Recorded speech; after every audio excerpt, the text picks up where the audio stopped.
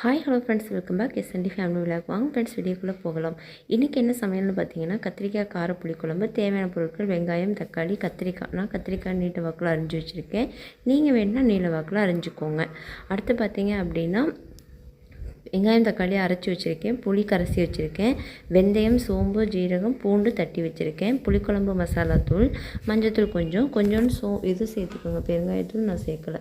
எண்ணெய் விட்டுக்கோங்க, நல்லெண்ணெய் விட்டுக்கோங்க. இந்த குழம்புக்கு நல்லெண்ணெய் விட்டுறது ரொம்ப டேஸ்ட்டு. எண்ணெய் காஞ்சதுக்கப்புறம் நம்ம எடுத்து வச்சுருக்க வெந்தயம், ஜீரகம், சோம்பு, தட்டி வச்சுருக்க பூண்டு எல்லாத்தையும் ஒன்றா ஆட் பண்ணிக்கோங்க.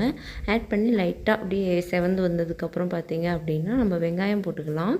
வெங்காயம் போட்டு நல்லா செவந்து வரணும். ஏன்னா இது காரக்குழம்பு மாதிரி வைக்க போகிறோம். அதனால் நல்லா செவந்து வந்து ஃப்ளேவர்லாம் மாறி இருந்தால் இன்னும் டேஸ்ட்டாகவே இருக்கும். நல்லா வணக்கிக்கோங்க. நான் வணக்கும் போது உங்களுக்கு தெரியும் வெங்காயமும் எவ்வளோ பொடிசாக அரிஞ்சிருக்கேன் அப்படின்னு. இந்த அளவுக்கு வெங்காயம் செவந்து வரணும். இந்த ஸ்டேஜில் நம்ம தக்காளி ஆட் பண்ணிக்கலாம். நான் 2 தக்காளி தான் எடுத்திருந்தேன். 3 அதாவது மீடியம் சைஸ் வெங்காயம் 3 எடுத்திருந்தேன்.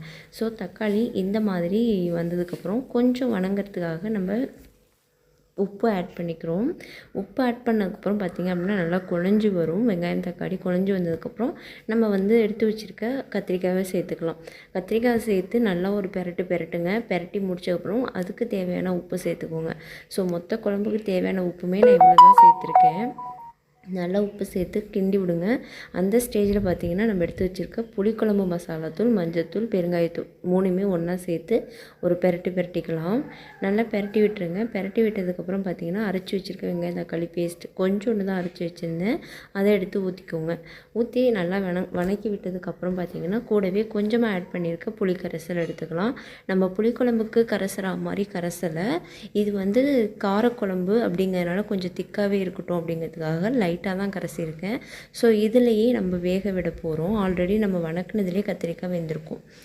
ஸோ இப்போ பார்த்திங்க அப்படின்னா நல்லா கொதி வந்து ஓரளவு திக்கானதுக்கப்புறம் கொஞ்சோன்னு பார்த்திங்க அப்படின்னா திருவி வெல்லம் சேர்த்துக்கிறேன்.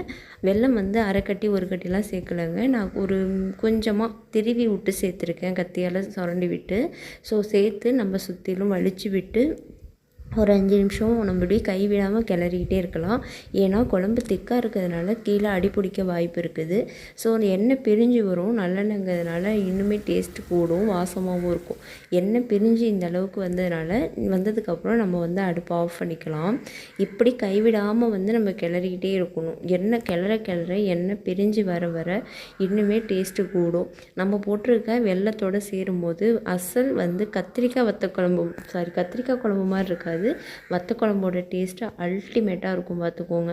இப்போ நம்ம பார்த்திங்க அப்படின்னா எந்த அளவுக்கு வந்திருக்குன்னு பார்த்துக்கிட்டிங்கன்னா இந்த ஸ்டேஜ் வரும்போது நம்ம அடுப்பை ஆஃப் பண்ணிக்கலாம். இந்த குழம்பை வந்து நம்ம சப்பாத்திக்கு, தோசைக்கு, இட்லிக்கு இப்படி எதுக்கு வேணாலும் வச்சு சாப்பிட்டுக்கலாம்.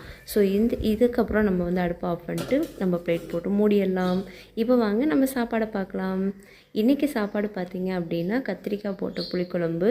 அடுத்து பார்த்திங்க அப்படின்னா நேற்று வச்சுருந்த ரசம் வந்து மீதம் இருந்துச்சு இல்லையா, அதையும் நம்ம யூஸ் பண்ணிட்டோம். குழம்பு பார்த்திங்க அப்படின்னா எப்படி திக்காகிடுச்சு பார்த்திங்களா? பார்க்கும் போதே நாக்கில் எச்சு ஊறுதில்ல. அப்படி யாருக்காவது இருந்துச்சுன்னா கமெண்ட் பண்ணுங்கள். இது வந்து நேற்று வச்ச ரசம். அதுக்கப்புறம் பார்த்திங்க அப்படின்னா ஒயிட் ரைஸ்.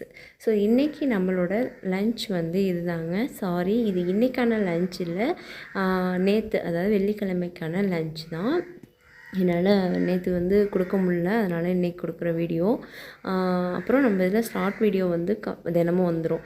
இப்படி தான் எங்களோட லன்ச் போச்சு. எங்கள் வீடியோ உங்களுக்கு பிடிச்சிருந்தா, எங்கள் சமையல் உங்களுக்கு பிடிச்சிருந்தா லைக் பண்ணுங்கள், ஷேர் பண்ணுங்கள், கமெண்ட் பண்ணுங்கள். மறந்துடாமல் சப்ஸ்கிரைப் பண்ணுங்கள். பாய்.